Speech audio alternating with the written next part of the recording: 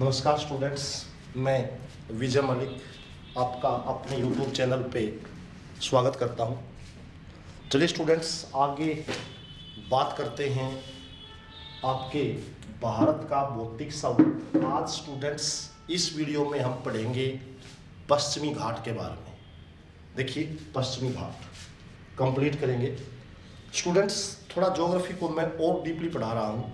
उसका रीज़न क्या है कि क्वेश्चन ऐसी जगह पे से आते हैं जिसको आप लेस इम्पोर्टेंट मानते हैं। तो स्टूडेंट्स, सभी चीज़ें इम्पोर्टेंट है, आप लिखते रहिए, मेरे एक्सपीरियंस के ऊपर चलते रहिए, नोट्स तैयार करते रहिए। मैं वादा करता हूँ आपसे कि ज्योग्राफी, हिस्ट्री या जो भी जीके मैं यूट्यूब पे पढ़ाता हूँ कि कहीं से भी आपको और मटेरियल की ज़रूरत नहीं पड़ेगी। तो स्टूडेंट्स, चलिए लिखना स्टार्ट कीजिए।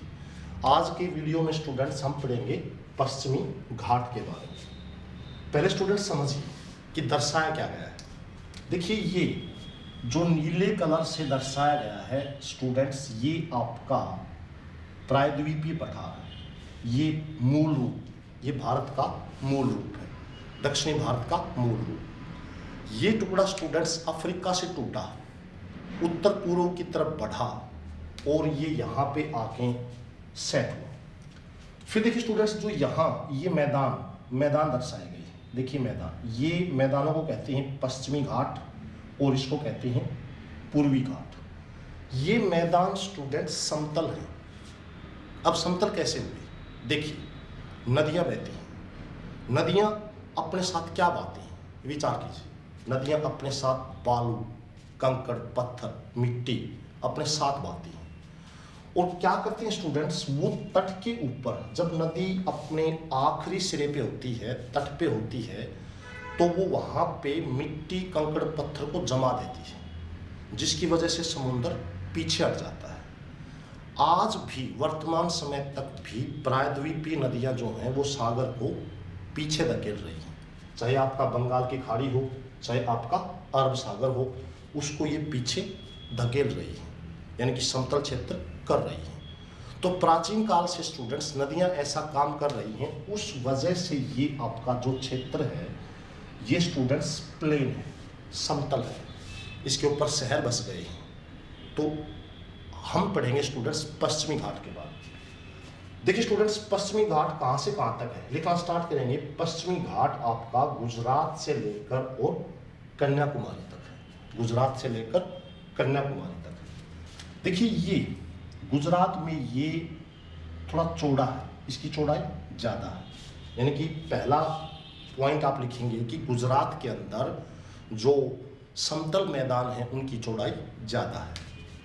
फिर देखिए स्टूडेंट्स, इसकी चौड़ाई संकरी हो जाती है और केरला के अंदर इसकी चौड़ाई फिर से बढ़ जाती है। दूसरा पॉइंट आप लिखेंगे कि जो पश्चिमी घाट है उसकी एवरेज चौड़ाई क्या है, तो आप लिखेंगे एवरेज चौड़ाई उसकी 64 किलोमीटर है। यानी कि पश्चिमी घाट की जो एवरेज चौड़ाई है स्टूडेंट्स वो 64 किलोमीटर है।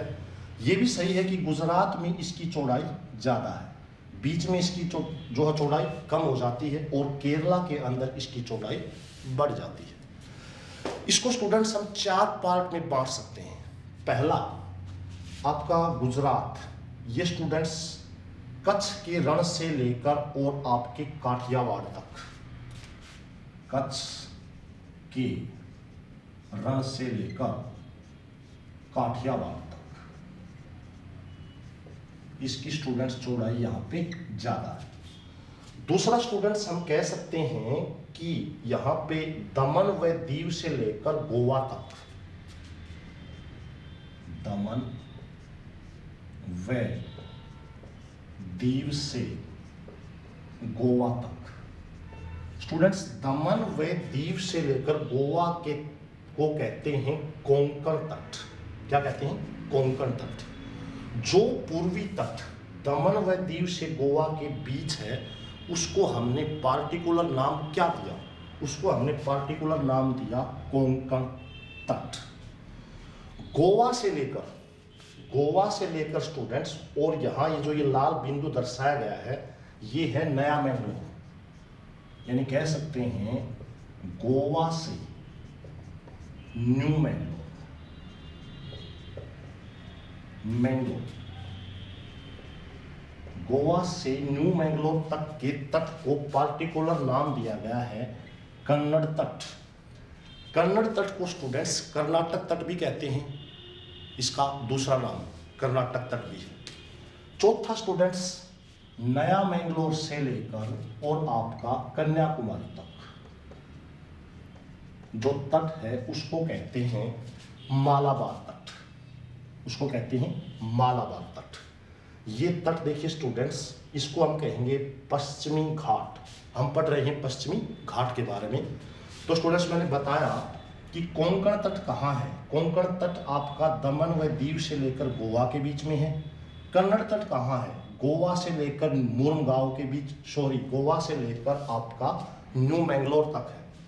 और न्यू मैंगलोर से लेकर स्टूडेंट्स कन्याकुमारी तक जो है आपका मालाबार तट है। इसको हम अलग अलग नामों से पुकार सकते हैं। इस तट की स्टूडेंट्स और विशेषताएं क्या है? देखिए, जो रेड कलर से स्टूडेंट्स डॉट बनाए गए हैं, ये स्टूडेंट्स इस पर बड़ी बंदरगाहें हैं जिनके ऊपर केंद्र सरकार के अधीन आती हैं। छोटी बंदरगाहें राज्य सरकार के अधीन आती हैं, बड़ी बंदरगाहें केंद्र सरकार के अधीन आती हैं। तो स्टूडेंट्स यहाँ से स्टार्ट होता है। यहाँ देखिए 5 या 6 बड़ी बंदरगाहें हैं जो इस पश्चिमी तट पर हैं। गुजरात में स्टूडेंट्स इसका नाम है कांडला, जो बड़ी बंदरगाह है जिस पे केंद्र सरकार का आधिपत्य है, केंद्र सरकार शासित है। ये देखिए स्टूडेंट्स आपका मुंबई, यहाँ पे ये दर्शाया गया है मुंबई। इसके ठीक नीचे स्टूडेंट्स देखिए और दर्शाया गया है रेड कलर से, ये स्टूडेंट्स है नहावा सेवा, नेहावा सेवा। इसको स्टूडेंट्स नेहरू पोर्ट भी कहते हैं, इसको नेहरू पोर्ट भी कहते हैं। कांडला, मुंबई, उसके बाद आपका नेहरू पोर्ट या नहावा सेवा। ये देखिए स्टूडेंट्स, ये दर्शाया गया है मुरमगांव। मुरमगांव गोवा के अंदर पड़ता है। उसके ठीक नीचे स्टूडेंट्स देखिए कर्नाटक में दर्शाया गया है, अभी मैंने कुछ देर पहले आपको बताया, न्यू मैंगलोर। न्यू मैंगलोर। तो स्टूडेंट्स ये 1, 2, 3, 4 और 5 बड़ी बंदरगाहें आपके पश्चिमी घाट पे पड़ती हैं। फिर से देखिए कांडला, मुंबई, नहावा सेवा, मुरमगांव और आपका नया मैंगलोर। 2 पॉइंट स्टूडेंट्स और नीचे यहाँ पे दर्शाए गए हैं। ये जो पॉइंट है स्टूडेंट्स, ये है तिरुवनंतपुरम।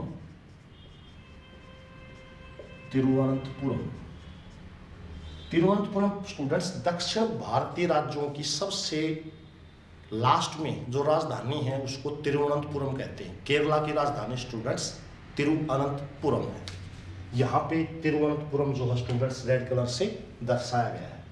एक और स्टूडेंट्स रेड कलर से दर्शाया गया है, ये है महेंद्रगिरी। महेंद्रगिरी दक्षिण भारत की सबसे ऊंची चोटी, 1654 मीटर की इसकी ऊंचाई है। केरला और तमिलनाडु के बॉर्डर पे पड़ती है। आपसे पूछा जाए दक्षिणी भारत की सबसे ऊंची चोटी कौन सी है तो आप कहेंगे महेंद्रगिरी। आपसे पूछा जाए दक्षिणतम भारत की राजधानी कौन सी है तो आप कहेंगे तिरुवनंतपुरम। ये स्टूडेंट्स यहाँ पे दर्शाया गया है। यहाँ पे स्टूडेंट्स एक झील दर्शाई गई है। देखिए झील, ये झील है स्टूडेंट्स वेम्बानाड।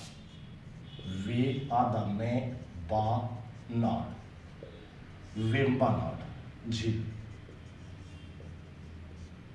वेम्बानाड झील दर्शाई गई है। वेम्बानाड झील स्टूडेंट्स केरल में है। ये एक लैगून झील है।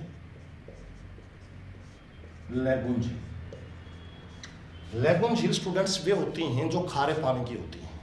देखिए थोड़ा सा ये जगहें कुछ इस तरह से दर्शाई गई है। देखिए स्टूडेंट्स किस तरह से दर्शाया गया है, थोड़ा मैं यहाँ पे आपको समझाना चाहता हूँ। कुछ ये क्षेत्र देखिए कुछ ऐसे दर्शाया गया है, यानी कि जमीन का क्षेत्र स्टूडेंट्स अंदर की तरफ और यहाँ पे पानी। क्या होता है स्टूडेंट्स, यहाँ जब धरती नीचे होती है तो पानी उसके अंदर चला जाता है और फिर धीरे धीरे स्टूडेंट्स समुद्र की लहरों से ये मुंह बंद हो जाता है, क्योंकि समुद्र की लहरें भी अपने साथ क्या लेके आती है, मिट्टी, कंकड़, वो यहाँ पे जमाना शुरू कर देती हैं, तो स्टूडेंट्स इसका मुंह बंद हो जाता है। तो यहाँ पे ये खारे पानी की एक लैगून झील है, इसको वेम्बनाड कहते हैं। 2-3 झीलें और हैं स्टूडेंट्स। केरल में इन झीलों को कयाल कहते हैं, लिखते रहेंगे सारी चीजें। केरल में इन झीलों को कयाल कहते हैं। स्टूडेंट्स, मछली उत्पादन के लिए, मछली पालन के लिए क्षेत्र आदर्श होते हैं, नौकायान के लिए आदर्श होते हैं। फिर वो याद आता है कि इस क्षेत्र में एक नौकायान प्रतियोगिता भी होती है, आप सर्च कीजिए, मैं भी आप अगले वीडियो में बताऊंगा आपको। तो स्टूडेंट्स, ये यहाँ पे जो दर्शाया गया है, ये वेम्बनाड झील जो केरल में पड़ती है उसको दर्शाया गया है। अब देखिए कुछ नदियाँ इस जो पश्चिमी घाट पे, कुछ हालांकि नदियों का चैप्टर अलग है, फिर भी कुछ जो पश्चिमी घाट में जो नदियाँ गिरती हैं उनके बारे में आपको बताना चाहूँगा। ठीक स्टूडेंट्स, उससे पहले एक चीज़ और नोट कीजिए, क्या कि इस क्षेत्र में जितनी भी नदियाँ गिरती हैं वो डेल्टा नहीं बनाती हैं, डेल्टा नहीं बनाती हैं। डेल्टा क्या होता है, देखिए डेल्टा ये स्टूडेंट्स आपका सागर है, ये आपकी नदी है। नदी क्या करती है, जब अपने लास्ट चरण में होती है तो उसका प्रवाह कम हो जाता है। कम होने की वजह से वो छोटी छोटी द्रोणियों के अंदर डिवाइड हो जाती है, ऐसे ऐसे ऐसे। वो छोटी छोटी द्रोणियों में सागर के अंदर अपने वाटर को डिस्चार्ज करती है। ऐसा नहीं है कि सीधे नदी आई और इसके अंदर अपने वाटर को डाल दिया।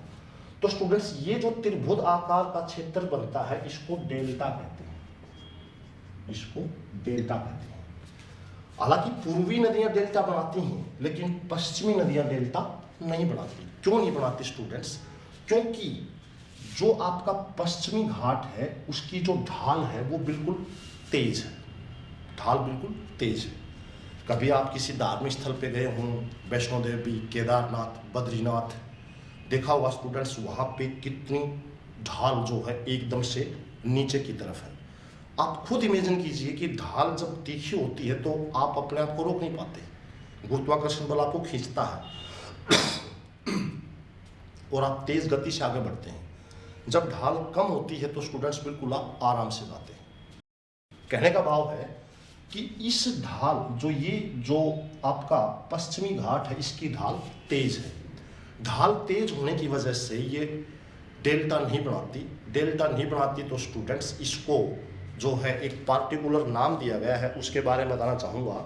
जवार नदमुख, जवार नदमुख, जिसको इंग्लिश में कहते हैं एस्चुअरी, जवार नदमुख। जब नदियाँ डेल्टा बनाती हैं तो कुछ ऐसी आकृति होती है, और जब डेल्टा नहीं बनाती हैं तो स्टूडेंट्स उसको जवार नदमुख कहते हैं, कि सीधे नदी आपकी सागर के अंदर गिर जाती है। तो स्टूडेंट्स देखिए, ये आपका जो है नर्मदा, ये भी डेल्टा नहीं बनाती। ताप्ती या ताप्ती, ये भी डेल्टा नहीं बनाती। फिर उसके बाद देखिए स्टूडेंट्स, ये है जवारी नदी, जुआरी नदी, ये गोवा के अंदर बहती है, ये भी डेल्टा नहीं बनाती। ये भी सीधे आपके अरब सागर के अंदर अपने जल को डिस्चार्ज कर देती हैं।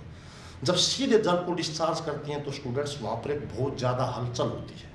आप कहेंगे हलचल मीन्स मतलब वहाँ पर पानी का एक सागर से जब मिलन होता है तो एक अजीब प्रकार की ध्वनि, एक अजीब प्रकार का दृश्य होता है। ये देखिए स्टूडेंट्स, काली नदी गोवा और आपके कर्नाटक में पश्चिमी घाट की तरफ बहती है, काली नदी। काली नदी स्टूडेंट्स मेरे को याद आता है मैग्नीज अयस्क, यहाँ लिखता हूँ आपको, मैग्नीज अयस्क ज़्यादा होने की वजह से काली नदी जो है आपकी प्रदूषित नदी। हालांकि सॉरी, नदियों का चैप्टर अलग से पढ़ेंगे, एक बार आपका भौतिक स्वरूप कंप्लीट हो जाता है फिर अच्छे से सारी नदियाँ पढ़ेंगे। वो क्या है स्टूडेंट्स की मैं चाहता हूँ कि ज़्यादा से ज़्यादा जानकारी आपको प्रोवाइड करूँ। तो काली नदी है, मैग्नीज अयस्क ज़्यादा है, इसलिए प्रदूषित नदी है। एक और नदी देखिए स्टूडेंट्स, शरावती नदी, ये कर्नाटक में है, ये भी जो है आपकी अरब सागर की तरफ गिरती है प्लेन्स को पार करके। और आपको पता होगा जोग या गरशोपा झरने आपके शरावती नदी पे हैं। तो स्टूडेंट्स, इस पार्ट से क्वेश्चंस कैसे आ सकते हैं कि पश्चिमी घाट पे कौन कौन सी बड़ी बंदरगाहें हैं, पश्चिमी घाट पे कौन कौन सी नदियां हैं, पश्चिमी घाट का पर्टिकुलर नाम कोंकण तट, कन्नड़ तट और मालाबार तट किन किन के बीच में है, वेम्बनाड झील कहाँ है। अभी आपसे क्वेश्चन पुट किया जाएगा कि वेम्बनाड झील पे कौन सी एक शहर बसा हुआ है। आप सोचिए, वीडियो पॉज कीजिए और बताइए कि वेम्बनाड झील के तट के ऊपर एक कौन सा शहर बसा हुआ है। आपका सही उत्तर होगा स्टूडेंट्स कोच्चि शहर। कोच्चि शहर जो है वो वेम्बनाड झील के तट के ऊपर बसा हुआ है। Also better for Sachin Ramesh Tendulkar. Kochi को याद रखेंगे, सचिन रमेश तेंदुलकर। यदि आप क्रिकेट के शौकीन हैं तो मेरे हिसाब से यहाँ 2 वनडे खेले हैं और दोनों ही बार मैन ऑफ द मैच बने हैं। Not for batting, for the bowling point of view दोनों बार ही 5-5 विकेट लिए हैं कोच्चि में सचिन तेंदुलकर ने। तो चलिए स्टूडेंट्स, अगले वीडियो में पढ़ेंगे आपके पूर्वी घाट को और फिर पढ़ेंगे आपके प्रायद्वीपीय पठार को और फिर स्टूडेंट्स आपका भौतिक स्वरूप कंप्लीट हो जाएगा और उसके बाद स्टूडेंट्स हम पढ़ेंगे आपकी नदियों को। खुश रहिए, लाइक कीजिए, शेयर कीजिए, सब्सक्राइब कीजिए और अच्छे से स्टूडेंट्स आपको मैं चाहूँ कि ज्योग्राफी अच्छे से अच्छे पढ़ाऊँ, कितना गहराई से पढ़ाऊँ, पढ़ते रहिए। तो स्टूडेंट्स जल्दी अगले वीडियो के अंदर मिलते हैं, तब तक के लिए जय हिंद, जय भारत।